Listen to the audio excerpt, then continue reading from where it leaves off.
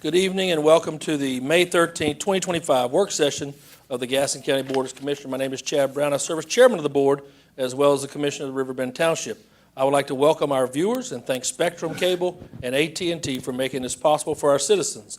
For our television audience and live streaming audience, I would like to present our Gaston County Commissioners beginning on my far right. Alan Fraley, Cherville Township.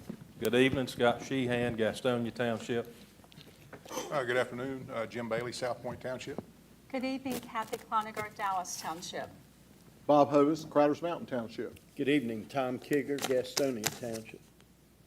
I want to thank everyone for coming tonight. The first item on the agenda is proclamations, commendations, awards, and certificates. I want to read one before Commissioner Hovis gets down today as we proclaim the month of May 2025, excuse me, is Motorcycle Safety Awareness Month, and this will be forwarded to them on the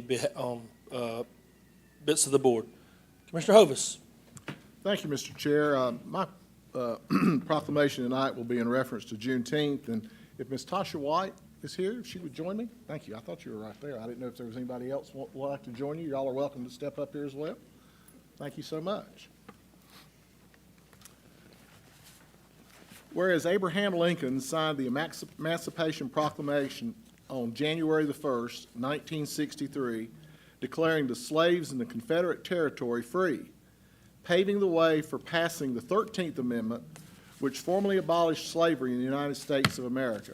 And whereas word about the signing of the Emancipation Proclamation was delayed for some 2.5 years to June the 19th, 1965, and reaching authorities and African Americans in the southern portions of the United States. And whereas the celebration of the end of slavery, which became known as Juneteenth, is the oldest known public celebration to the end of slavery in the United States and has been celebrated by the African American community for over 150 years. And whereas Juneteenth commemorates African American freedom and celebrates the achievements gained through education, perseverance, and greater opportunities, while reminding each of us of the precious promises of freedom, equality, and opportunity, which are the core of the American dream. And whereas the first Juneteenth celebration were at a time for reassurance, prayer, and gathering of family members, neighbors, and today continue to be a time of remembrance and celebration within communities across the country, promoting knowledge, appreciation of American history, African American history, and culture, and respect for all people. And whereas the Gaston County is proud to celebrate this historic day for the 5th time and is excited to join the 7th annual Gastonia Ebony Fest Juneteenth Festival organized by Help Carolina, with the activities included in the Juneteenth Parade in downtown Gastonia on Saturday, June the 14th, 2025, and the Gastonia Ebony Fest Juneteenth Festival on that same day. The Farm to Table Youth event, hosted in partnership with Keep Gastonia Beautiful on Tuesday, June the 17th, and on the Juneteenth finale on Thursday, June 19th, featuring vendors, food, entertainment, community engagement, and fireworks at the Rotary Pavilion. Now, therefore, be it resolved that the Gaston County Board of Commissioners, on behalf of all of Gaston County, do hereby declare June the 19th, 2025 as Juneteenth in Gaston County, North Carolina, and urge all citizens to join in celebrating this day of significance in history and heritage for our nation and our country, and to honor local trailblazers such as Aunt Charlotte McLee, Gastonia's first midwife, and a symbol of resilience, community building, and hope for future generations. This is to be adopted on the 27th day of May, 2025. And if you'd like to speak, please do so. Thank you so much.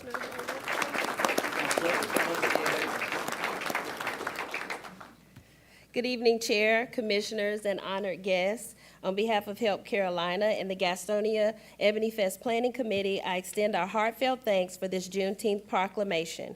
Your recognition of this historic day reflects our community's commitment to freedom, justice, and unity. Juneteenth is not just a celebration, it is a legacy. And today I want to honor those who helped lay the groundwork for this legacy in Gaston County.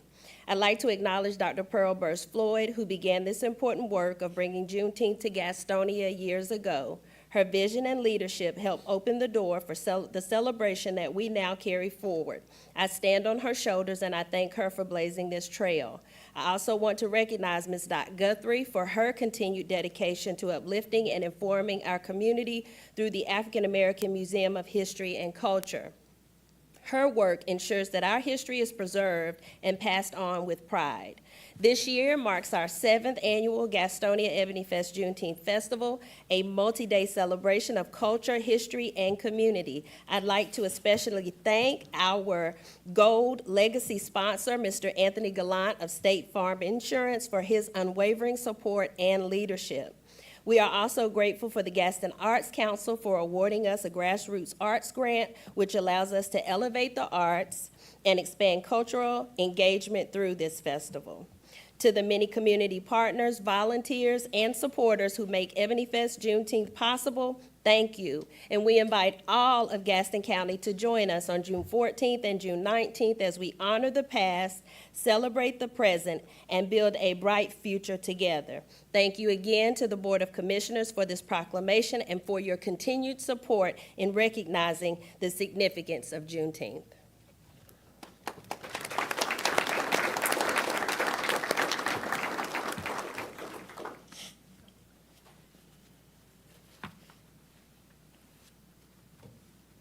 Next proclamation commendation will come from Commissioner Kieger to proclaim and recognize Law Enforcement Week and Peace Officer Week Memorial Day in Gaston County during the week of May 11th through the 17th of 2025.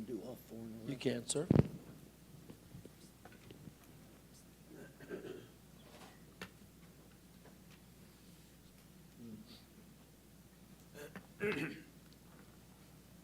Good evening, everyone. First, let me apologize for my voice. Pollen has taken a toll on me this year. I'll ask Sheriff and Chief to come on up. This is the proclamation to recognize Law Enforcement Week.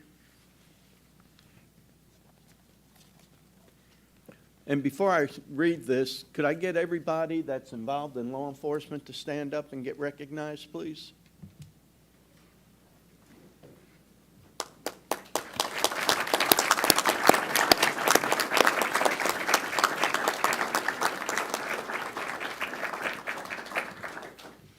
All right, I'll begin.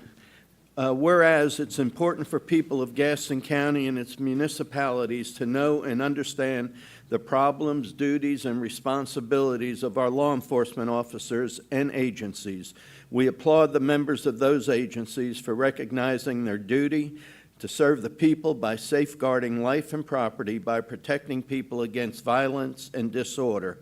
And whereas in 1962, President Kennedy proclaimed May 15th as National Peace Officer Memorial Day, and the calendar week in which the 15th falls as National Police Week, to honor America's law enforcement community and to pay tribute to those officers who have made the ultimate sacrifice in the line of duty.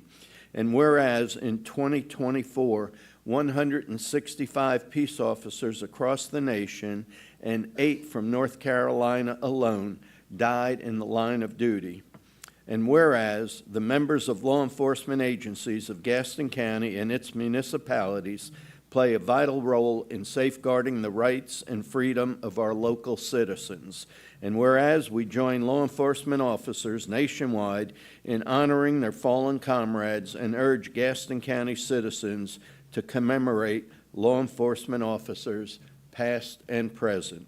Now, therefore, be it resolved that the Gaston County Board of Commissioners recognizes Law Enforcement Week, and Peace Officer Memorial Day in Gaston County during the week of May 11th through the 17th, and calls upon the citizens of Gaston County to honor the memory of fallen peace officers and to show appreciation, and we will adopt this on the 27th of this month. And I will present the chief and the sheriff, each with a copy. And how about you say something? You're up first, your name's on there first. All right. Mr. Chairman and Board of Commissioners, I want to thank you for joining us this week as we remember those officers who served law enforcement in this community and made the ultimate sacrifice in that service. As we go forward this week, we not only want to remember them, but we want to remember to support their families as well. And we also want to reaffirm our own commitment to the values that they upheld in that service. We definitely do not want their service and their sacrifice to be forgotten. So thank you again for that proclamation. Remember, Friday is our memorial service, and I believe that was sent out, but you're all welcome to join us there as well. Thank you. Good evening. Mr. Chair, Commissioners, thank you so much for recognizing the officers who've given the ultimate sacrifice for our daily lives to be safe. And we also thank you for those who serve us now. And again, as Chief Steele said, their families, remember their families. A lot of times we get caught up in the services, and then after that we forget about the family.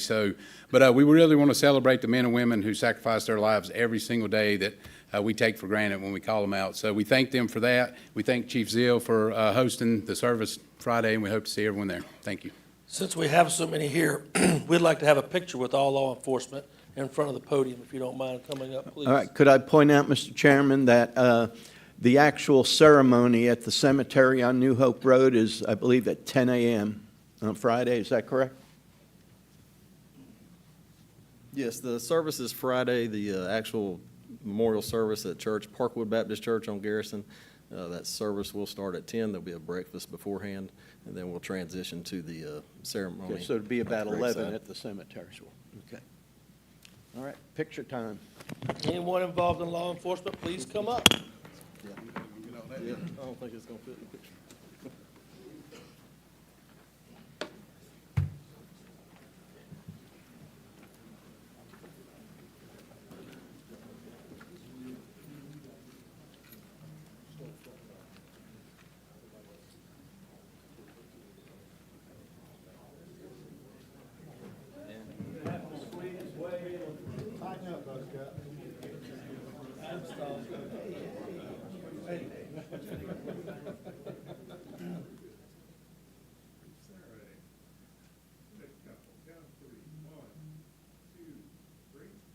Lens caps on.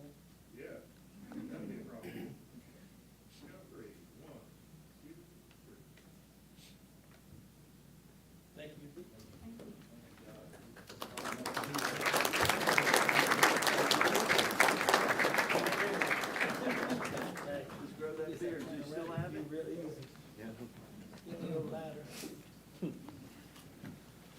I'll now call on Commissioner Kieger for his next commendation proclamation, award and certificate. I'm sorry you have to hear me again. I'll call Adrian Sanders and the chief once again, and whoever else.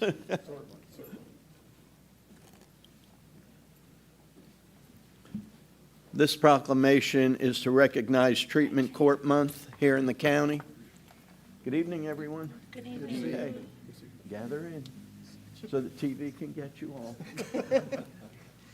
Whereas, according to All Rise, treatment courts are the most successful justice system intervention in our nation's history for reducing crime by addressing substance abuse and mental health disorders. And whereas treatment courts save an average of more than $6,000 for every individual they serve. And whereas treatment courts provide a range of economic benefits to a community, such as reduced costs in court, prison expenditures, increased tax revenues, lower foster care expenses, and decreased costs related to victimization.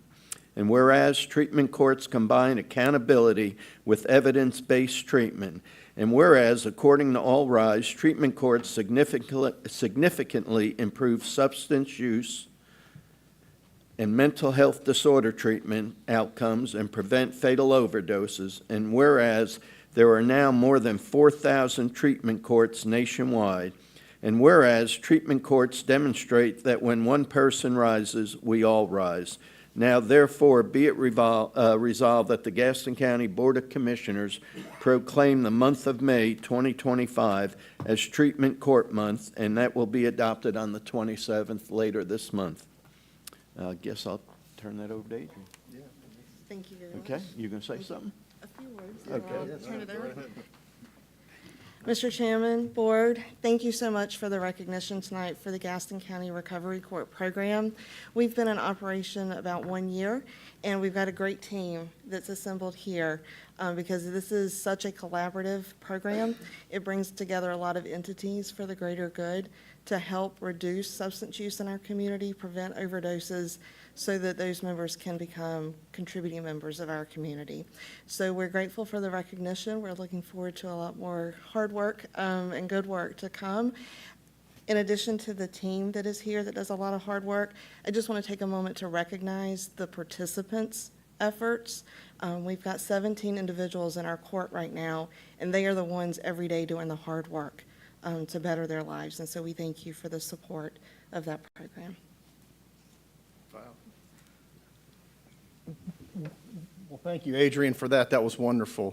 Mr. Chairman, the rest of the board, we just want to thank you again for the recognition. This is something that Gaston County should be very proud of. The Recovery Court in Gaston County is doing phenomenal work to change the lives of those in our community who are, quite frankly, in and out of the criminal justice system.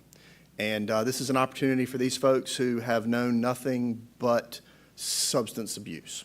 And we've got some participants in our program that started using illegal drugs when they were in their teens, and some as young as 12 years old. They grew up in families where substance use was all they knew. And now they're in their mid-30s and late 30s, and they've been in and out of our court system. And we've got folks now who have over 250 days of sobriety. And other than times they have spent incarcerated, they have never known more than 30 days. So this is a phenomenal opportunity for our community. I specifically want to thank the county police. They actually employ Adrian, and she is our coordinator and does a wonderful job. And this program is made possible because of the collaboration and cooperation of so many agencies. The Public Defender's Office, the DA's Office, Probation, Phoenix Counseling, and our other law enforcement partners. So this is just a wonderful month to celebrate the success of the program. We look forward to continued success and want to thank the County Commission for their support of our program as well. Thank you all very much.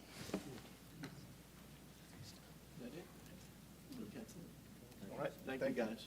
Thanks, see y'all later.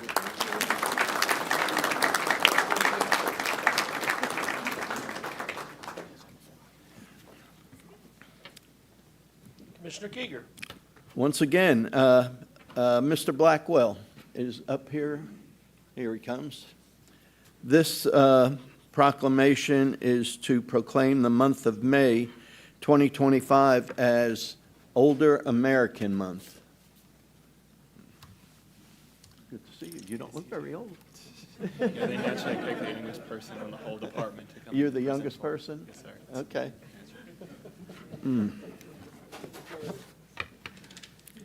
Whereas Gaston County has a growing number of older Americans who contribute their strength, wisdom, and experience to enhance and improve our community, and whereas our citizens benefit when people of all ages, abilities, and backgrounds are welcomed, included, and supported, and whereas Gaston County recognizes its needs to support and sustain a community that provides services and champions older Americans their needs to thrive and live independently for as long as possible.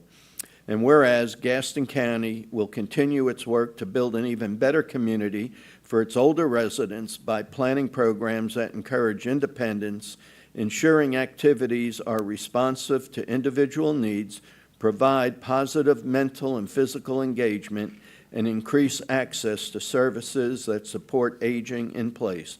Now therefore be it resolved that the Gaston County Board of Commissioners does hereby proclaim the month of May 2025 as Older American Month, and this also will be adopted on the 27th. What are you smiling at? Congratulations. Thank you, sir. Thank you. Good evening, Mr. Chairman and Board of Commissioners. My name is Benjamin Blackwell, and I am a social worker with the Meals on Wheels nutrition program with Adult and Aging Services. I'd like to thank you so much for your recognition of the month of May as Older Americans Month, and share some of the details of, what we do across the street over there, so that way you know that the money's going to the right place. So we currently serve older Gaston County citizens with 11 different programs, and with the main goal to keep them safe in the least restrictive setting as possible. Our goal is to keep them, if they can stay at home and be able to live independently, our goal is to give them these sort of safeguards and structure that they need in order to accomplish that. We accomplish this through a vast array of social workers, CSSAs, in-home case management programs, community-based activity programs, and many other medical and social wraparound services. Through recognition of Older Americans Month, we are able to draw attention to an often overlooked population in our community, the people that work so hard for us to get us to where we are today. So thank you all so much. Benjamin, I want to thank you for your hard work. I know Steve has talked about all the hard work you've put in over there, and we're very thankful to have you a part of that, so thank you. Oh, thank you so much, sir. While we have an audience paying attention, could you give out a phone number for Meals on Wheels? Yes, so feel free to give me a call if you'd like to volunteer. We definitely need it. You can reach me at 704-862-7825. So if you just reach out to me there, or my email, benjamin.blackwell@gastongov.com, I will be happy to get you the volunteer form. It requires as little as 1 hour per month. It's super fun. People will love you. So feel free to reach out, and we'd be happy to get you on board. Thank you. Okay, thank you very much. Thank you, sir. I know firsthand that some of the folks that are recipients of the Meals on Wheels, it just blows their mind when somebody comes and visits them each lunchtime every day, and it's amazing how you get attached to some of these folks. Steve, I want to know one thing. How do we get Tom to drive that little car with that thing on the back? We can work it out. Thank you. That's all I want to see. Wear your helmet, Tom. Go ahead. This will be my last one, I promise. Alexis. This proclamation is proclaimed May as Foster Care Awareness Month. Another unbelievable program in our county and many other counties. Good to see you. Whereas there are over 10,800 children in foster care in North Carolina and over 350 in Gaston County today who depend on foster parents, family members, volunteers, mentors, policymakers, child welfare professionals, and other community members to help them find permanent homes and connections. And whereas foster care is an exceptional resource for keeping children safe in temporary circumstances and providing stability, direction, and comfort to one of our community's most vulnerable populations. And whereas we honor those committed individuals and families who open their homes and hearts to children and provide a warm and nurturing environment, spaces to encourage and promote healing, and a secure place to live and grow. And whereas our community across all aspects of faith-based, nonprofit, corporate businesses, and professional organizations volunteer their time, energy, and talents on behalf of children in the foster care program and support individuals and families who have chosen to be foster parents. And whereas dedicated child welfare professionals and community partners work to achieve permanency for children through reunification with birth parents, kinship care, adoption, and legal guardianship. Now, therefore, be it resolved that the Gaston County Board of Commissioners hereby proclaim the month of May 25 as Foster Care Awareness Month, and this too will be adopted on the 27th. And if you would like to say a word or two. Yes, sir. Thank you. Good evening, Mr. Chairman and the board. Thank you so much for this incredible honor. On behalf of Gaston County DSS, I am deeply grateful to receive this proclamation in recognition of Foster Care Awareness Month. This month is a time to shine a light on the selfless foster families and dedicated professionals who give so much to create safe and loving home for children. Foster care is not only about providing a safe place for children, but also about offering them hope and a future. This recognition is a reminder that as a community, we will play a part in supporting these families and the children who need us most. Thank you to everyone who works tirelessly to make a difference. Together, we can continue to create a world where every child is given the opportunity to thrive. Thank you.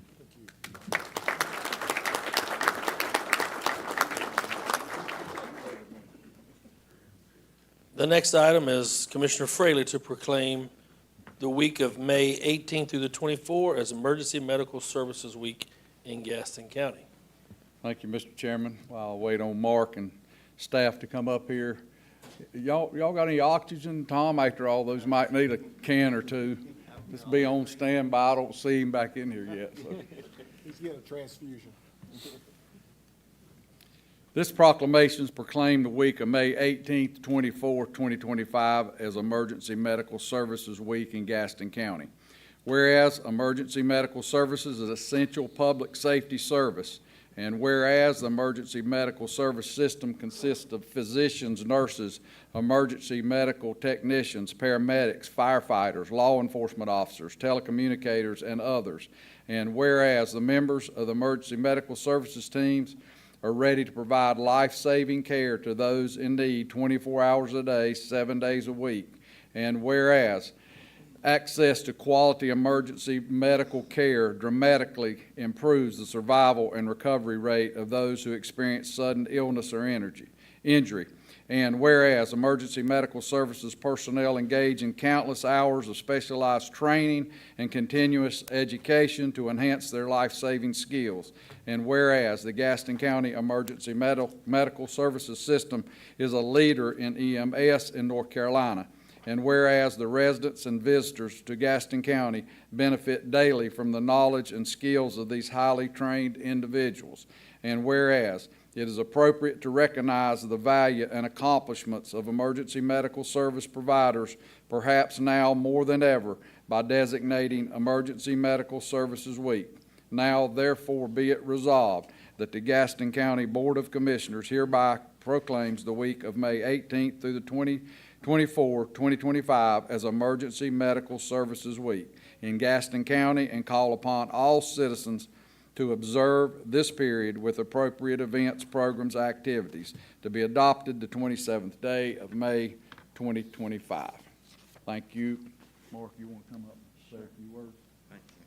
Appreciate it.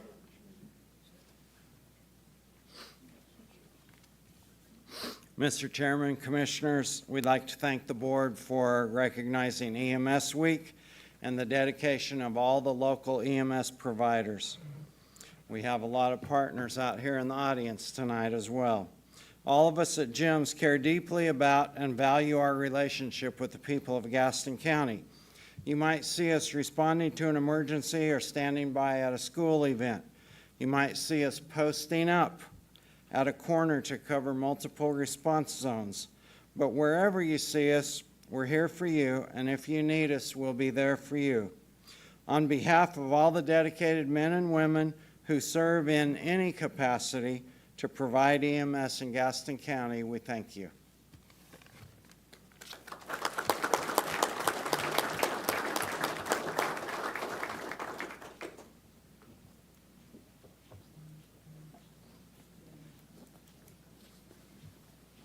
On next call on Commissioner Bailey, he'll be talking about Memorial Day Proclamation. Commissioner Bailey.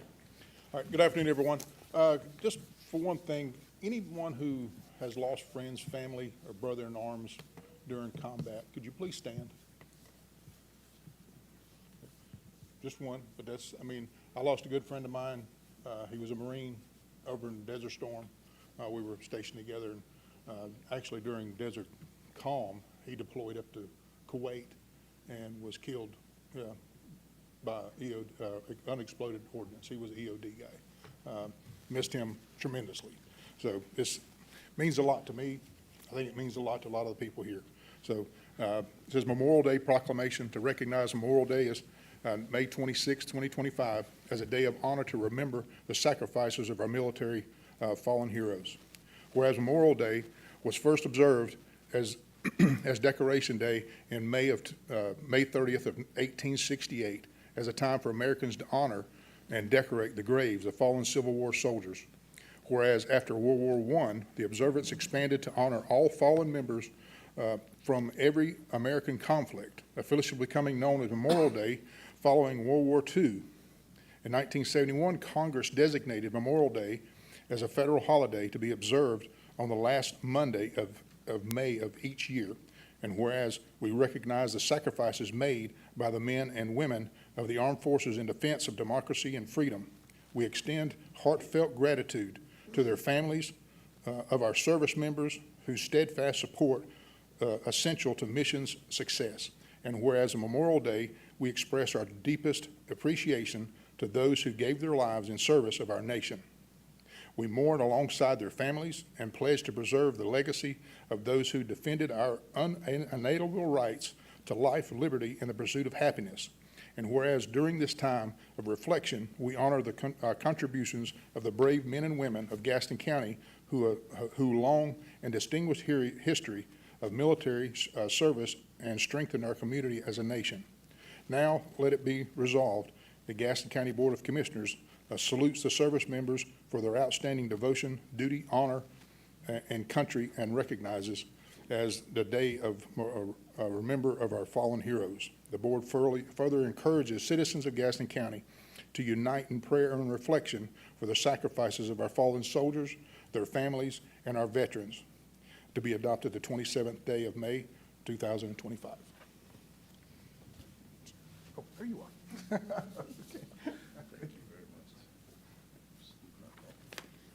Joe, thank you for coming and receiving this, and we'll talk to you after you talk. Go ahead, sir. It's my pleasure. Thank you very much. Good evening. Thank you, Chairman Brown and Board of Commissioners, for the meaningful proclamation. Today, as I accept this proclamation in honor of Memorial Day, I do so with deep humility and solemn respect. Memorial Day is not just a holiday. It is a sacred day of remembrance. It is a time to honor the brave men and women who gave their lives in service of our country. They answered a call greater than themselves, and in doing so, they secured the freedoms we hold dear. This proclamation is more than words on paper. It is reaffirmation of our collective promise to never forget those who did not come home, to never take for granted the liberties purchased with their sacrifice, and to carry their memory forward with dignity, not just today, but every day. I accept this proclamation on behalf of the families who mourn, the comrades who remember, and the communities who continue to honor their legacies. May it serve as a reminder to all of us that freedom is never free, and the cost of our peace is etched in the names of the following. Thank you. Joe, thank you.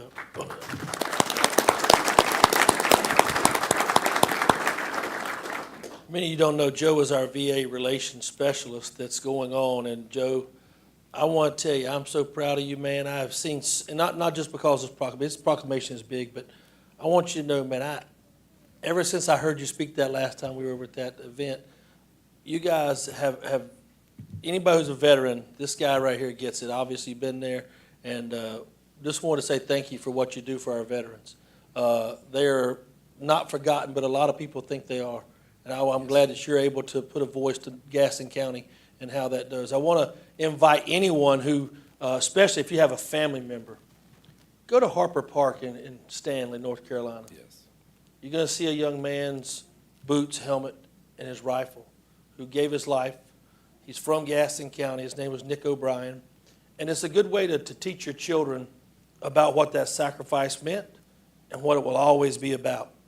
Obviously, we're going to have wars as we go through life and different things of culture, but it's something that our community needs to see the respect of, and it's something you can teach children out of, to see that that's the last thing that these families have. And so if you get a chance to ride by there on Memorial Day, I think it'd be something you could teach. But I wanted to say thank you, Joe, for what you do for us. Thank you, and Thank it's my you. pleasure. Thank you very much.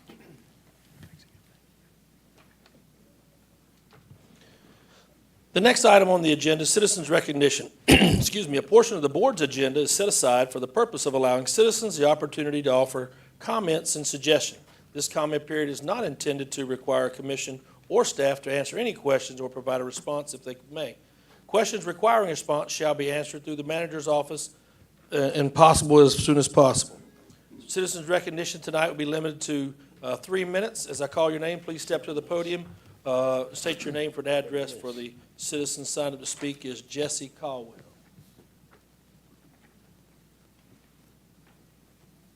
In your honor, you don't have to give your address if you don't feel like that, sir.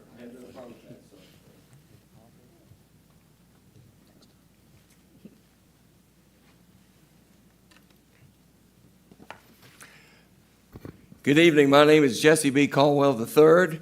My address is 316 South York Street, Gastonia, North Carolina.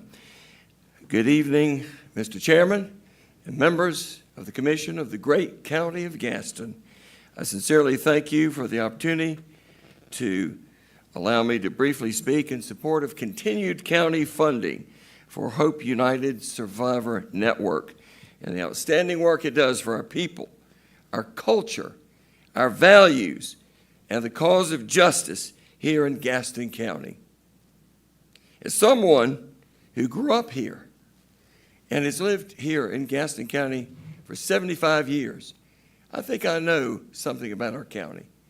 And as someone who spent 52 years in the law, as a lawyer, and as a Superior Court judge, I think I know something about the critical need for the work of Hope United in trying to stem the gushing hemorrhage of the toxic balloonets of domestic violence in this county.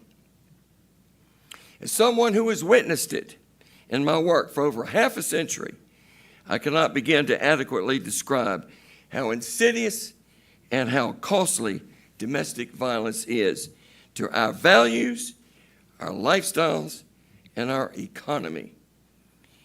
Surely a primary function of government is to make its people safe.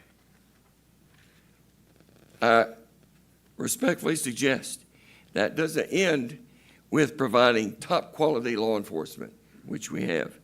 May I submit it includes action and commitment to help those who have been hurt and harmed in trying to make them safe yet again.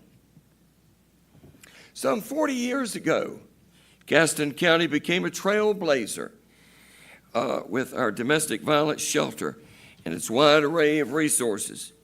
We quickly became the envy of municipal and county governments across the state and indeed across the South. I was privileged to work with the shelter's executive director, Kathy Mabry of Cherryville. Later, Kathy Mabry Cloninger, and currently our commissioner from the Dallas Township, and for whom our great shelter is now named. I can close my eyes and I'm taken back to the 1980s in courtroom D of the old Gaston County Courthouse and see a courageous and committed Kathy with her arm around a terrified woman who was there for the prosecution of her partner or husband who had vowed to love and protect her and who was giving daggers and looks to her. I believe my time is up. Is that right, Mr. Chairman? Thank you, sir. Or if he wasn't declaring daggers, he was shedding crocodile tears of false remorse, hoping that she would once again give him maybe a 10th or 11th chance and beg the district attorney for dismissal of the charges. Members of the commission, there's a crying need for this kind of supportive work with victims in collaboration with law enforcement and court resources and prosecutions. As our elected leaders, you are presented with a wide menu of legitimate and important needs of our county and the difficult task of prioritizing all of those. May I respectfully submit that in trying to fight domestic violence in Gaston County, this is a high priority need. This is a code red priority need. I cannot begin to stress the irreparable harm to victims, their innocent children, to employers who lose labor and resources when victims are hospitalized or recuperating from injuries, and our public, which refuses to accept or allow its citizens to live in a land of fear and terror. Each future case of domestic violence, which is not prevented by the work of Hope United, from helping victims break the cycle of violence and by helping ensure judicial punishment and rehabilitation of batterers, is something that fills our courts with prosecutions, the criminal courts, the civil courts with 50B restraining orders, the juvenile courts with abuse, neglect, custody, and termination of parental rights proceedings, and yes, the probate court with the administration of estates of women who died too early at the hands of men who not accidentally killed them, but murderously killed them, men who once swore to love and protect them. Domestic violence is a sordid cesspool, and by continuing the innovative, proactive funding of the multitude of ways that Hope United Survivor Network provides, from crisis intervention, emergency shelter, litigation support, collaboration, law enforcement, counseling with child care, referral to community resources, and an arsenal of other vital services. Your financial support of Hope United is an investment, not only in fighting evil and making our community a better place, but in helping restore the American dream, as Commissioner Bailey said, of the pursuit of life, liberty, and the pursuit of happiness to those from whom that dream has been savagely robbed. Thank you for your consideration and for all you do for our great county. The next one is Caitlin Caldwell.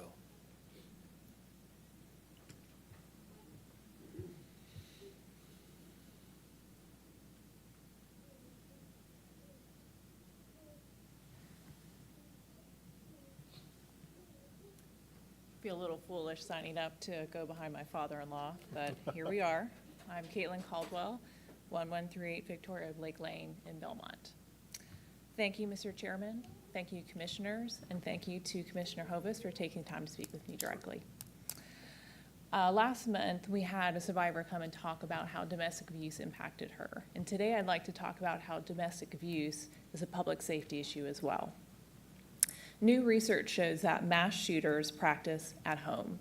Domestic violence can be a red flag for individuals that pose a greater risk to our society. A recent study found that in 68% of mass shootings, the perpetrator either killed a partner, a family member, or had a history of domestic violence. Through Hope United's training coordination, Gaston County leverages a danger assessment tool in domestic violence cases to gauge an offender's risk of violence. This is particularly helpful in cases involving strangulation, where this increases a victim's risk of homicide by 600%, and that offender poses a great threat to our community. Hope also coordinates a high-risk fatality prevention task force with both law enforcement and our DAs, and it aims to identify the highest risk offenders, set higher bonds, and pursue stricter sentencing. In addition, Hope provides services to facilitate survivors with their court cases, including court accompaniment, as well as case management. The most effective model recommended to prevent high-risk fatalities is what we already have in place, and that's a victim-focused organization like Hope United that coordinates with both the DAs and law enforcement, but puts a focus on survivors, giving them services that enable them to start a new life, become more financially independent from their abusers to break that cycle, and to testify and hold these offenders accountable, or else it can lead to lowercase plea deals or drop charges. Without Hope United, the ability to prevent fatalities and hold offenders accountable is diminished. All of Hope's coordination and services cost money. But a typical cost-benefit analysis here is really challenging because so much of what HOPE does is prevention. How do you quantify preventing a murder or breaking the cycle of generational violence? Because children who witness domestic violence or victims themselves are 15 times more likely to be physically or sexually assaulted and are more likely to be more physically violent in their future relationships. A single homicide is estimated to cost $1.3 million between crime scene response, criminal justice system, and incarceration. I'll say that again. A single homicide can cost more than Hope United's entire annual budget. That doesn't even include the public's willingness to pay to save a life. In 2021, more than 1/3 of murdered women were killed in relation to domestic violence and in the U.S. And sadly, those numbers continue to rise and will continue to rise even more in times of economic stress. So trying to save money here through Hope United can end up costing the taxpayer more. I urge the commissioners to consider Hope United a key priority in their budget considerations. Respectfully, thank you. Next person to speak is Joshua Brown.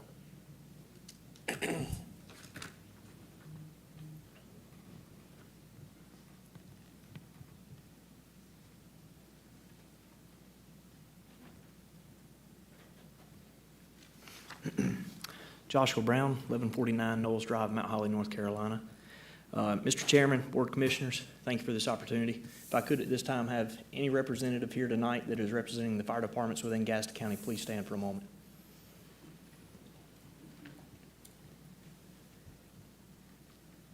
Thank you all for being here. You may be seated.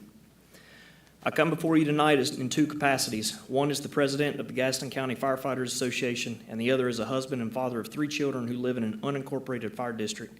I want to express the imperative need of maintaining and supporting the 11.5-cent fire tax that we have established to fund the 17 unincorporated fire departments that protect the citizens and visitors of Gaston County.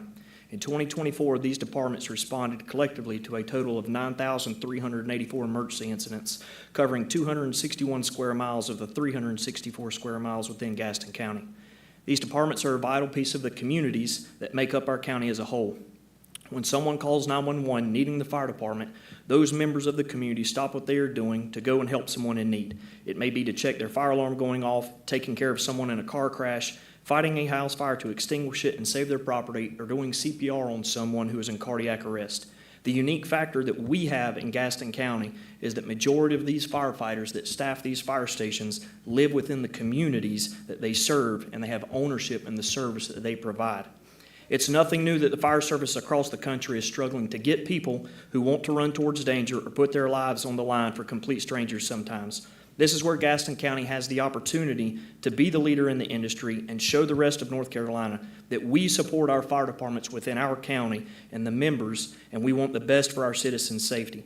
Families of Gaston County should be able to lay down at night, rest assured that when they wake up to find their house on fire and call 911, that a fire truck will be responding quickly with the needed personnel and equipment on that apparatus to fix their problem they've called 911 for.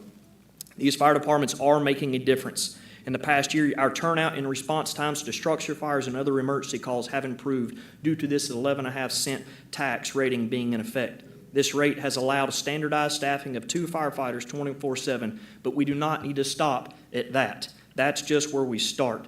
We should strive for the best staffing, the best equipment, and ensuring our firefighter retention is supported in Gaston County and due to Gaston County growing at a rapid rate. Our calls for service continue to increase, and we need to be proactive and not reactive when putting people's life safety as a priority. As firefighters of Gaston County, we all have taken an oath to serve and protect the people of our community. Each of you took an oath as a county commissioner to serve the people of this county, making the best informed decisions from what you're provided based on their needs. Without this maintained fire tax rate of the 11.5 cents, these 17 fire departments will be forced to forgo needed equipment purchases, repairs, and improvements to ensure that we are the best fire service for the citizens of Gaston County. Thank you. We're going to take a 5-minute recess before we get to the manager so he can set everything up, and I will go into that. So we'll come back at 7:55. I bet.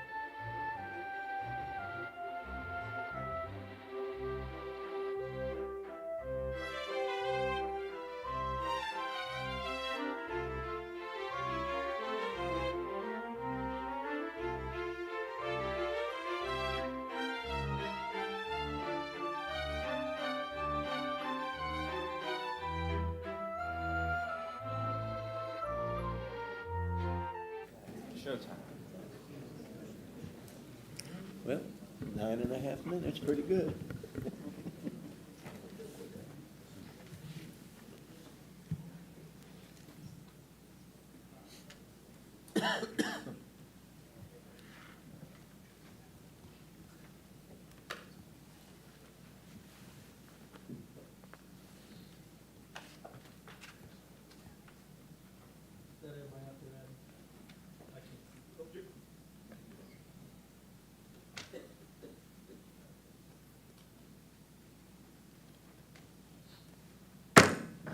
All right, thank you, Gilma, for that, and ladies. The next item is presentations on the agenda. Tonight is the FY 2025-26 County Manager's Budget. I will now turn the podium over to Mr. Matthew Roten, Gaston County Manager, for his first budget presentation. Thank you, Mr. Roten. Thank you. Good afternoon, Chairman Brown, members of the Board of County Commissioners, county employees, and citizens. It is an honor and a privilege to serve as county manager and present the recommended budget for FY26. I remain incredibly grateful to our county commissioners for your leadership and support throughout the entire process, as well as our directors, staff, and budget team. Elizabeth, you really stepped up during this process while Taylor was out, and I am grateful for your work during this process, as well as welcoming Taylor back, and glad that you're here tonight.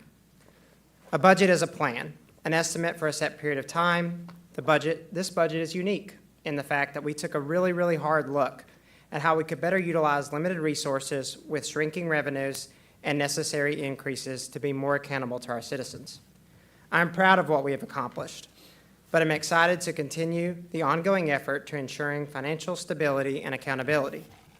I'm recommending a tax rate of 59.9 cents per $100 of assessed value. This is no change from the current tax rate.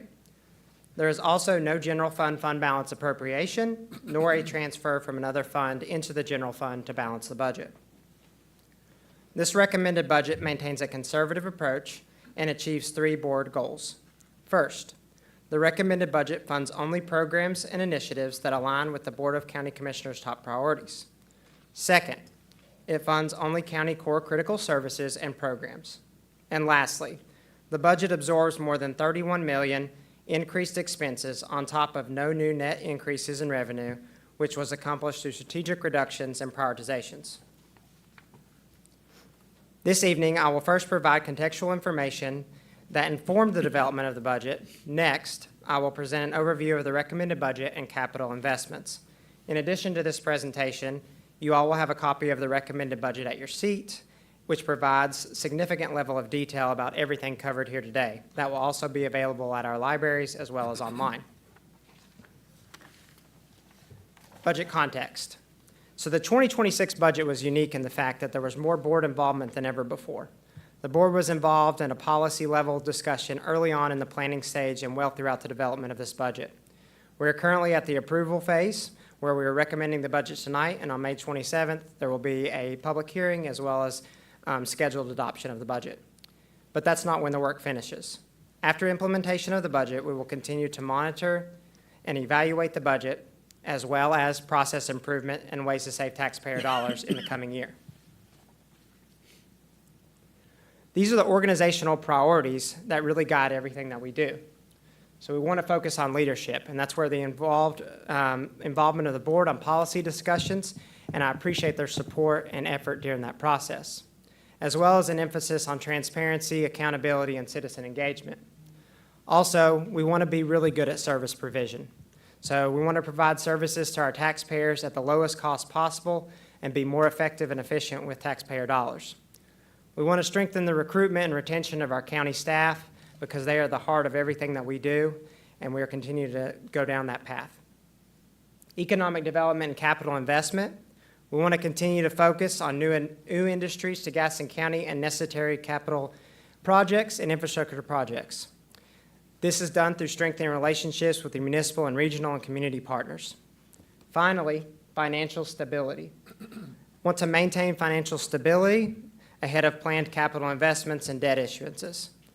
Recommending a structurally balanced budget as the one here tonight that prioritizes smart financial stewardship of taxpayer dollars. Before we talk about the 26 budget, I want to talk about property tax. Over the past 5 years, Gaston County has reduced the property tax rate by 23.1 cents and 27.1 cents since 2018. Most significant reduction compared to our surrounding counties. Stability is crucial here in light of sales tax decline, which we will talk about later. You can see from this chart that property tax in Gaston County, compared to our peer counties in the region, as well as our peers from a demographic and population standpoint, has been significantly reduced to a further level than our surrounding counties and peer groups. And you can see the last revaluation year at the bottom of that chart. I also have to mention that since 2019 revaluation, there's been a subsequent revaluation in 2023, there has been positive variances in home values in Gaston County. Gaston County during that time has reduced its tax rate by 31% from 87 cents to 59.9 cents. Municipalities in the county have reduced their tax rate by an average of 2% or 0.8 cents during that same time period on average. Those changes have impacted our sales tax, and we'll talk more about the impact on sales tax and how that's collected at a later date. Fund balance. Fund balance is critically important. This chart shows our unassigned fund balance as a percentage of total revenues. Fund balance is necessary for one-time purchases, economic downturns, economic opportunities, as well as disaster response. You can see from the low of this unassigned fund balance in 2018 of only 1% that it has had a steady increase since then. We're currently at 18% after the audit in fiscal year 24, which is the first time that we've been within our policy target range of 15 to 20% in 10 years. After I took over as manager in August, we implemented several ongoing cost-saving initiatives. Those initiatives have now, to date, through fiscal year 25, equivalent to 2 cents on the tax rate, or $6.6 million. We did this through renegotiation and reconsideration of existing contractual obligations, as well as revenue analysis to draw down cost allocation plans for grants, cost recovery, and fee analysis on user fees, as well as bringing process improvement in-house and improved resource allocation and freezing or reallocating existing vacant positions. We've made a focus on financial management, process, and policy. We've updated our procurement policies as well as focused on risk management. I will now talk about the FY 2026 budget summary. As mentioned previously, the tax rate recommended is 59.9 cents, which is a flat tax rate from the prior year. The budget is flat in the general fund from the prior year. The overall budget is 0.2% increased in net budget of all funds over the prior year. There's no appropriation of general fund balance or transfers from other funds to balance the general fund. We have absorbed more than $31 million of increases in expenses, including $16.2 million in new school debt and the recently issued general obligation bonds. This slide shows all of our total revenues of all of our funds, net of internal transfers. You can see the primary revenue sources are property tax and sales tax. The next slide shows a summary of the general fund revenue. This is also primarily the majority funded by ad valorem or property tax, as well as sales tax. Property tax is our single most predictable and reliable revenue source. You can see a trend here since 2024 of $206 million in property tax received. We are projecting to receive $209 in the current fiscal year. This budget recommendation has the estimated collection at $211 million.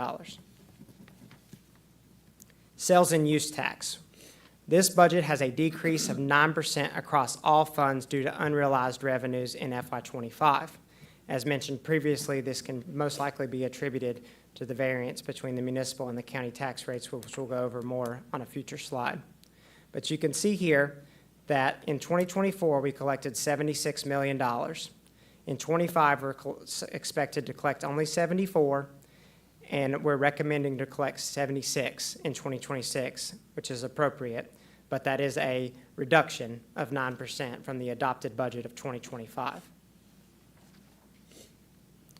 This chart shows a change in the net collections from July to February of 24 to the same time period of July to February of 25. Gaston County has seen a net decrease of 0.3%, while on average, the state has seen an increase of 1.8%, and our surrounding counties have varied between 2.9 and 13.4%. In Gaston County, sales tax is distributed based on a proportion of the county to municipal property tax levy.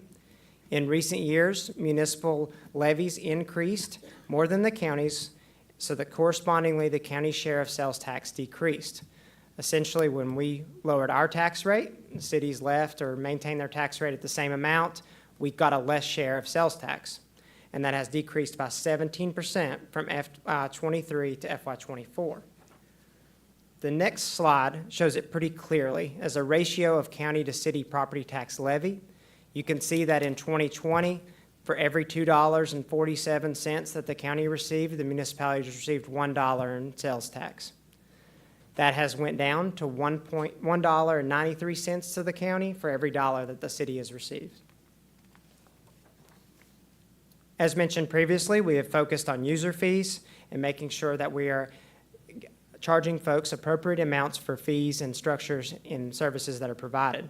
So when you look at user fees and you think of example of like parks or building inspections as examples, So you can see here that our projected revenue in 2025 and our recommended revenue for 26 are the same, but they are increases over prior years. Interfund transfers. The general fund is balanced without a transfer from the self-insurance fund. Historically, the self-insurance fund had revenues over expenditures, which resulted in a healthy fund balance in that fund. Over time, appropriations were made from the self-insurance fund to offset increases in health costs in the general fund. This was an appropriate practice until that amount being transferred exceeded the revenue to expenditure variance within the fund itself. You can see the gap narrowed in 2021 and shifted to a negative variance in 2022. That resulted in the depletion of fund balance within that fund and the inability to continue offsetting the general fund with a self-insurance fund moving forward. This slide shows a budget summary of total expenditures of all funds net of transfers. The primary largest items within here is public safety at $108 million. Education is second at $99 million. It should be noted that all debt service and capital for education is collapsed within education itself, and the debt service at the bottom is just county debt service. As mentioned previously, we absorbed $31 million in expenditure priorities. Major priorities were existing personnel. A comp study was funded in FY25 that included night shift differential pay for public safety as well as DSS, as well as a compression analysis, mandatory increases in retirement contribution rates, as well as escalating costs in health care. Subsequently, $17 million in increases in education, $500,000 additional in this budget intended for teacher supplements, $250,000 additional is allocated for Gaston College. More than $16 million in new principal and interest debt payments associated with the 2025 GO bond issuance. Inflationary increases exceed $3 million in unavoidable cost escalations, as well as $698,000 in recommended new positions. How did we absorb that $31 million? We absorbed it by making strategic reductions in other areas to enable that. Those reductions were made within general fund line item decreases of over $14 million, primarily in operating. Existing debt service decrease, as well as education pay-go decrease. It should be noted that there is $4 million in bond anticipation note interest earnings available to the schools to replace that, as well as old capital and debt that we will carry forward. County pay-go was also decreased by $11 million for capital projects. This next slide shows a history of general fund operating expenditures. You can see most years had increases in general fund operating expenditures. Last year was an 8% increase. This budget sees a 6% decrease in general fund operating expenditures. That is a net decrease of $9.9 million over the prior year. That is inclusive of the $14 million from the previous slide, adding back in the inflationary increases of $3.2 million, as well as $750,500 of which is for the schools and $250,000 for the college. This slide shows a summary of general fund expenditures. You can see the categories are the same, but the numbers are slightly different because this is solely the general fund, whereas public safety is number 1, human services is number 2, because education, debt service, and capital is in another fund. Personnel. This budget includes the recommendation for 5 new sheriff's office positions to support 2 new courtrooms to be funded mid-year, 2 fleet positions to fund a quick change oil station at our old fleet facility to get our vehicles back on the road in a quicker manner, 1 accountant 2 position to be funded 50% through the Unified Fire Tax Revenue Fund to promote transparency and accountability, as well as audit purposes for the VFDs. 2 elections positions converted from part-time to full-time, which are primarily covered by the reduction in part-time and temp services reductions. Also, the county is recommending to move to a 3% full-year cost of living adjustment starting July 1st for all eligible employees. This slide shows a breakdown of the education allocations between Gaston County Schools and Gaston College. The FY 2026 capital investments. FY '26 capital investments, $55 million in recommended investments in that fund, $36 million of which is new and existing school debt and capital, $11 million county debt service, $1.7 million county pay-go, $5.5 million in solid waste enterprise fund, and $653,000 tourism fund. We have leveraged tourism capital funds to continue to build out South Point access. This was one key reason to combine tourism and parks and recreation, was to leverage those funds to increase visitors in our parks. FY '26 capital investments. There's limited capacity for new capital investments until existing debt falls off. You can see here a planned existing debt schedule for the outlying years, and the debt really falls off significantly in 2030. Looking forward. Priorities for future work. Process improvement, ongoing analysis of process efficiencies and cost recovery, a focus on risk management, and looking at how we fund mandated services or potentially overfund mandated services. Long-term planning, capital improvement plan, self-insurance fund sustainability, and the rebuild of fund balance within that fund. Economic development. Feedback from recent bond rating indicated the need for more robust housing stock and higher paying jobs, which we're actively working on. We're planning for future infrastructure needs as well as future tech parks within the county. Strategic plan realignment was from the ground up and included all of our staff. Next steps. Between today and May 27th, the FY '26 budget will be available for public review online and in person. County staff is also available to answer any questions from citizens during this time. On May 27th, there will be a public hearing as well as a scheduled budget adoption. And July 1, the new fiscal year will begin.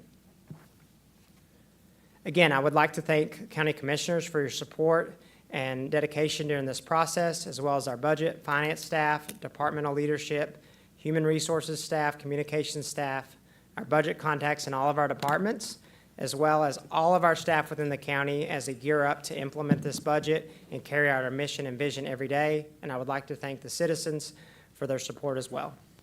I'm happy to answer any questions or go over anything in further detail. Mr. Sheehan. Thank you, Mr. Chairman.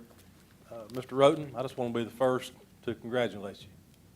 I feel like that yourself, Commissioner Bailey, and myself are kind of the new kids on the block. This is my first budget with the county. I know it's your first main budget. I think you and county staff have done a marvelous job. I think this has been a daunting task, and I'm very proud of my fellow commissioners. Just so the citizens know, we don't always agree, ladies and gentlemen. I'd be scared if we did, but I think we've had very collaborative communication amongst ourselves.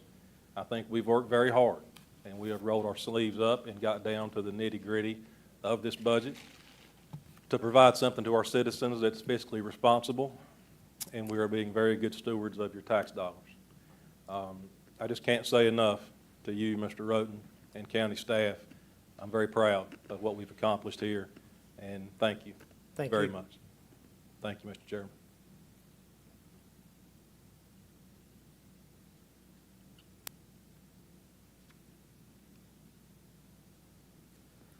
Y'all make it too hard. Mr. Roden, how many departments this year received a reduction? All of them. One more? All of them. All departments received a reduction, correct? Correct, in operating.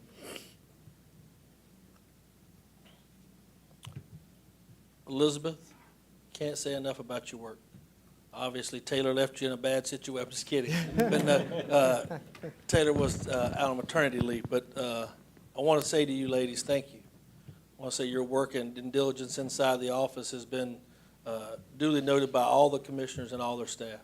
You guys have worked your tail off, and still not getting that vacation you say you want to go on. But I want to say thank you. You mentioned something, Matt. I don't know what slide it was back. It was on the reduction. Yeah. Can you go back to that slide? 31%, I think it was. Oh, the tax? Yes.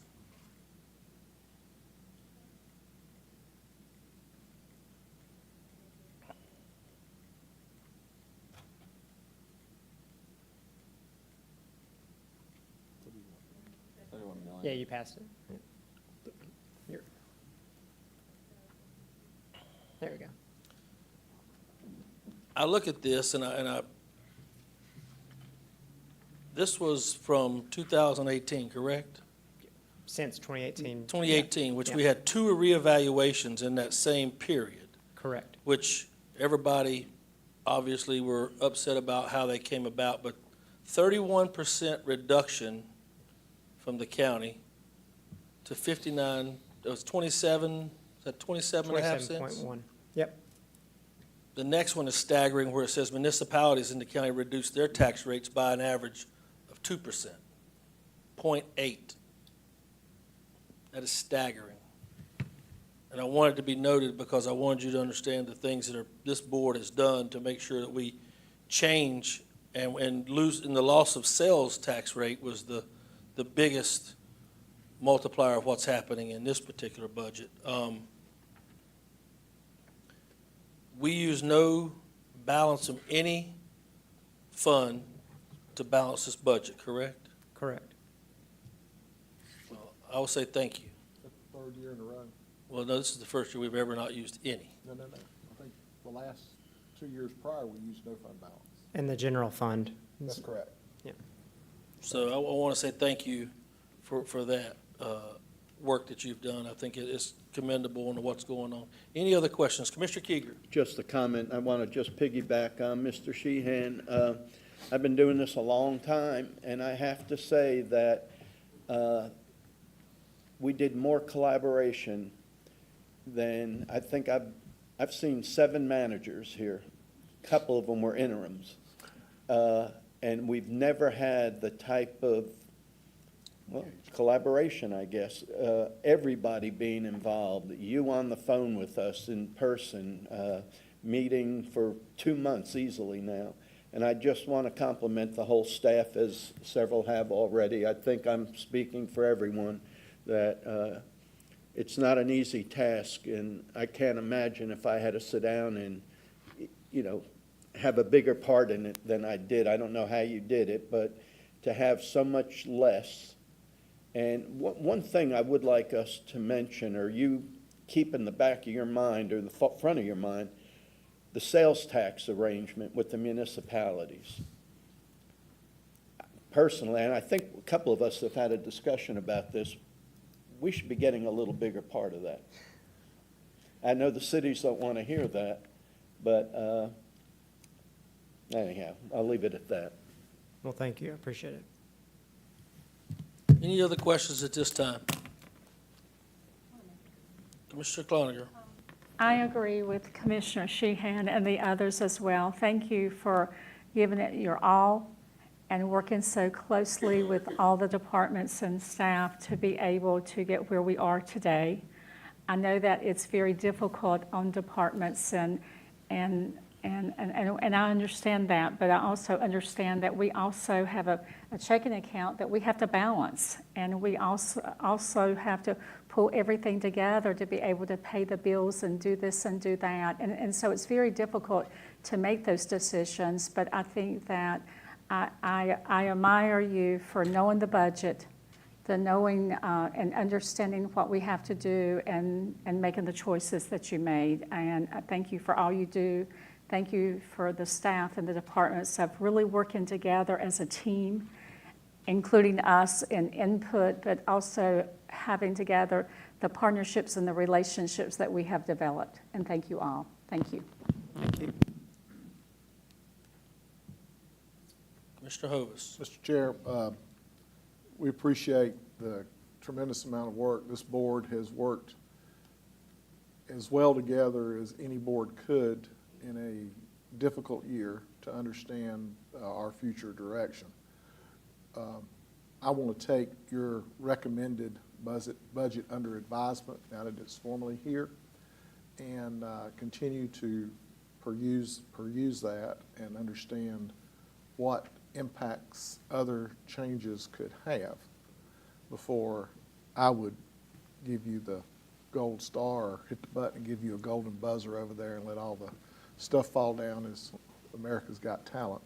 But it's definitely speaks well of where we are and what we're trying to do in terms of sustainability going forward. Previous boards have said that we will not use fund balance for reoccurring costs. That one slide that you showed us, and I'll just go back to it because it speaks volumes. Your slide 9, it talks about fund balance. If you look at 2018, which is my first full year on the board after having been elected, that 1% of unassigned fund balance was scary territory. We, as a municipal government, do not need to find ourselves treading in such shallow water because the ship won't float. And what we've done in those years after that has been true to the sustainability of Gaston County and Gaston County government to continue to meet our needs and services. At the same time, the reduction in overall property tax is just amazing. We've used our growth that's taken place during that time, and now it's time for us to sit back and do some long-term planning and be ready to take advantage of when that debt service goes off in 2030, or maybe it was 2028, I can't remember which it was, but whenever that debt service falls out there to a level where it drops significantly so that we can take on some other major capital projects.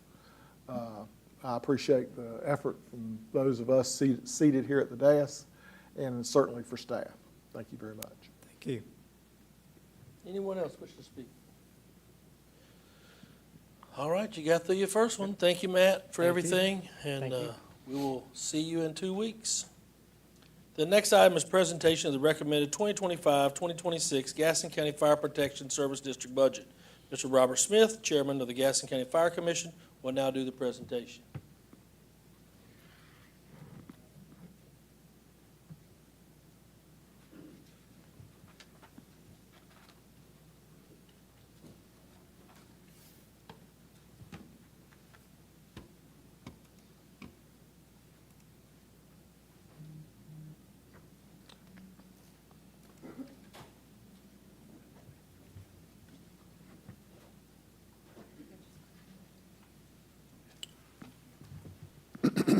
Thank you, Mr. Chairman. Thank you, County Commissioners. So, first off, if you don't mind, I'd like to recognize the Fire Commission that all have worked on these budgets. Vice Chair Brian Wyneth, Will Keller, Eric Withers, Justin Westbrook, Scott Zander, Commissioner Hovis, Jamie Ramsey, Rich Alball, Austin Watts, and Randy Rowland. Those are your Fire Commission guys that have been working on these budgets. Good evening. On behalf of the Gaston County Fire Commission, I'd like to provide an update on our budget recommendation for the upcoming fiscal year. We're recommending that the contracted fire departments receive a flat budget allocation of 11.5%, consistent with the rate approved in the previous years. This recommendation reflects the department's continued ability to provide a reliable, high-quality fire protection emergency response services without requesting any increase in funding despite rising costs and inflationary budget raises and pressures. We're pleased to share that thanks to the update figures from the county tax office, they were able to give us some early numbers when we first started on the budgets that helped us work with this, and it helped us project better. As a result, we were also able to allocate additional dollars that were left over in the 11.5 to our capital fund balance instead of having, like Mr. Roden was talking about, not using money out of your fund balance to help you balance your budget. We're able to put a little bit into that fund balance. This approach demonstrates strong physical discipline and shared commitment to stable, responsible budgeting while ensuring that critical emergency services remain fully supported across the county. We value our long-standing partnership with contracted fire departments, and we continue to evaluate these agreements annually as part of the county's broader budget process. Our goal remains the same, to protect lives and property through dependable, forward-thinking fire service and planning.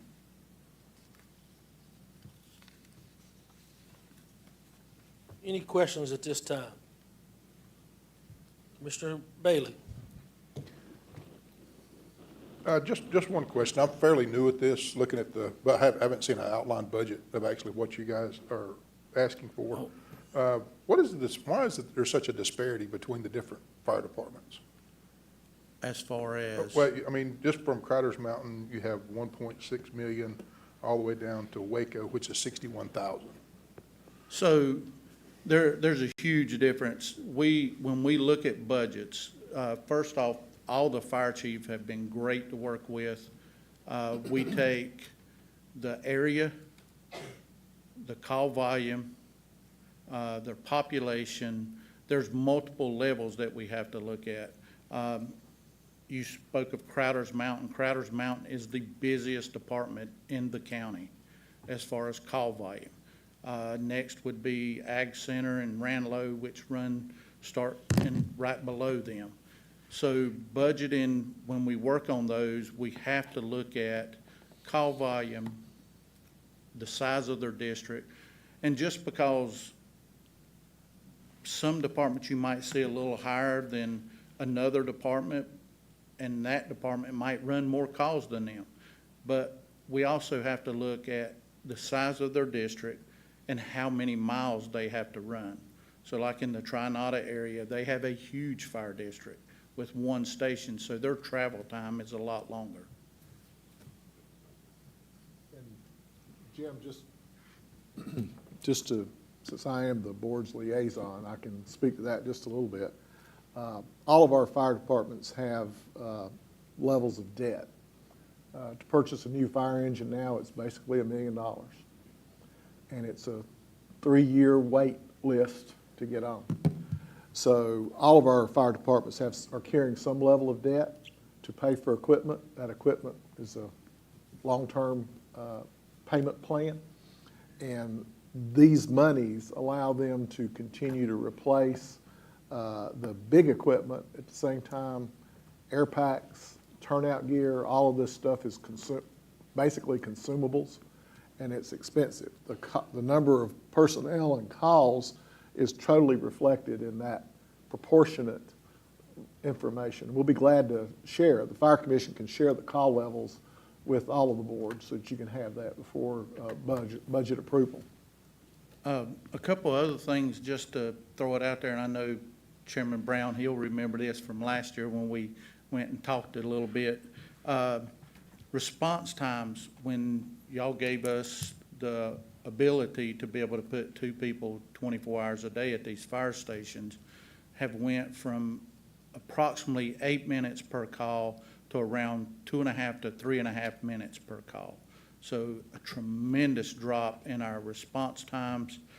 Also, things to use is, as the fire departments in Gaston County continue working towards their insurance rating, which is the North Carolina fire insurance rating, a 9S to a 3 rating is approximately $375 savings to a homeowner.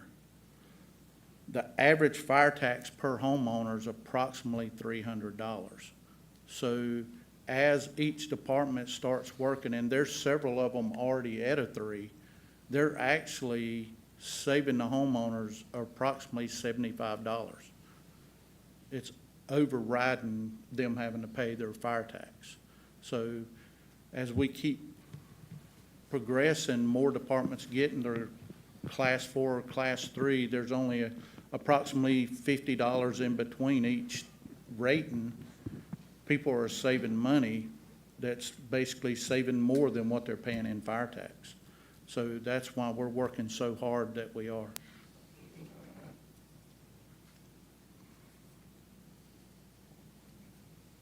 Any other questions from the board? I have one. I want to know where we stand on the contract status. Vincent, do we have any contracts signed as of now? Chairman, currently we do not. We are working through that process. We have worked with the fire chiefs and are scheduling a meeting to progress with that process, and we'll hopefully have one by July 1st. Well, July 1st is going to be too late for that. think we look at the 23rd, right? Because we're voting on the 27th, correct, Matt? So the 23rd is the date. Either we're in or we're changing. And that's not to put anybody, but these contracts have got to be signed in order for us to get through all this process. So we'll keep putting that back until we get to those contracts. I think that's the one that you say is the biggest problem we have, correct? Yes, sir. We're just updating the contract, and I've been in touch with liaison for the fire departments, and we're working through that. So we'll get onto that as soon as possible. And David is working with you on that, or Martha? Yes, sir. Okay. Mr. Chairman. Yes, sir. Mr. Wong, if you could stay just 1 second. Yes, sir. What are the big hurdles? What's the stumbling blocks here why we can't get something agreed upon? What's the issue? So there's, before we get into negotiations and talk about it, but there's some fundamental issues about dissolution with the fire departments, and where that property lies in. Does it go back to the county and the taxpayers? Does it go back to the fire departments because they're nonprofit entities? And then there's performance measures and other things that we need to talk through, and that's why we have the finance accountant position and liaison position to help facilitate those conversations. But I'm sure as we get through this that we'll be able to get through the language that everybody's comfortable with and bring you guys the presentation. Thank you, sir. Yep. Vincent, is that coming through Mr. Smith, or is that coming through Scott, or how's that working with the chiefs that are involved in that? Yeah, so well, there's several entities. There's the Gaston Firefighters Association that are represented by both the paid departments and the volunteer departments. The volunteer department chiefs have gotten together and elected or had Chief Jonas with East Gaston Fire Department to be their spokesperson, and they have an attorney. So we're just working through that contract language. We've actually reached out to them today to set up a meeting just to go through it. A lot of this, I think, as you guys talked about with communication and collaboration, people see words on paper, but they don't know the intent behind it. So I really feel by sitting down, talking it through, understanding the concerns, having the attorneys look at it and make sure that the intent is put on paper, we'll be able to work through all these issues.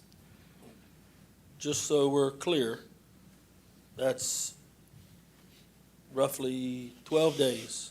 I'd like for y'all to meet every day until the 23rd, until this is hashed out. Yes, sir. Because this is imperative that the 27th is the date for us, that we're going to have to sit here, and if it goes past that, then we'll have to look at other means because of our protection for the citizens. So I think that's what we've all understood is going on. And I hope everybody that's agreeable to you guys to meet every day until they can figure out something, because this has got to be done, because the 27th that window starts narrowing down to get to that. I understand.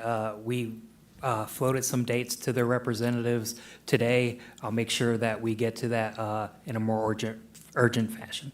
Thank you, sir. Yes, sir. Any other questions from the board? Seeing none.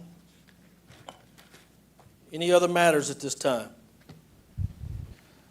Mr. Chairman, at the appropriate time, I do think there's a need for a closed session. I did jump the gun a little bit if there's any other matters, though. If we are prepared for a closed session, I do recommend a motion under Do I hear a GS. motion to go into closed session? Yes, Motion made by Commissioner Seahan, seconded by Commissioner Fraley. You need something, Donna? Oh, sorry. GS 143-318.11A3. All in favor? We are now in closed session.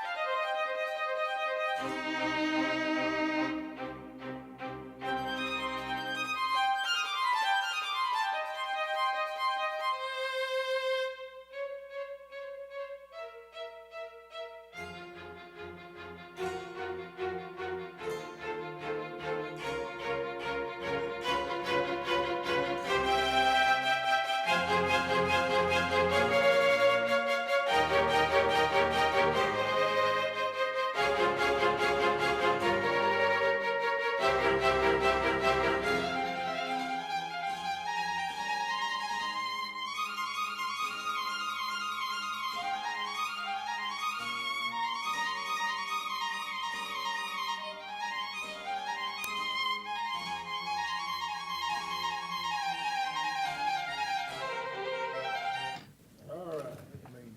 Do I have a motion to come out of closed session? So moved, Mr. Chairman. Motion made by Commissioner Fraley, seconded by Commissioner Cloninger. All in favor? We are now back in regular session. No action was taken tonight during the closed session, so thank you guys for that. But I do want to say this. This concludes our work session for tonight. Our next regular meeting is Tuesday, May 27th, here in the Harley B. Gaston Junior Public Courthouse Forum. On May 27th at 6 p.m., the public hearing for the evening to receive citizens' comments on the FY26 budget, and board will consider adoption of the budget at that time.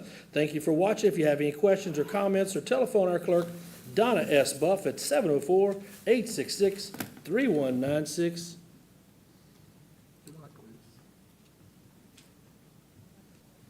Good night, boy.